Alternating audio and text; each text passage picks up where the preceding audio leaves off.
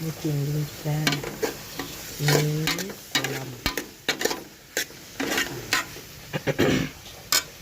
தெரியுதா?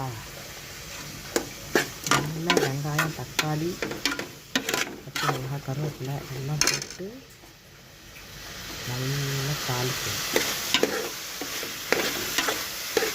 தீயில் வச்சுக்கிட்டு நல்லா தாளிக்கணும். காணாங்கழுத்த மீன், இதுதா காணாங்கழுத்த மீன். நம்ம ஊரில் சொல்லுவோம்ல காணாங்கழுத்து மீன், அந்த மீன் தான் இது. பார்த்துக்கணும். இப்போ நான் 9 மணிக்கு மேலே வந்து நான் இப்போ இதை சமைக்கிறேன். பாருங்கள் குழம்பு எப்படி கொதிக்குதுங்க. கொதிச்சிக்கிட்டு இருக்கு நல்லா குழம்பு. இது கொதிக்குதுங்களா? நல்லா கொதிக்குது குழம்பு. இப்போ இந்த மீனை சேர்த்துக்கணும். மீன் வச்சுருக்கோம்ல,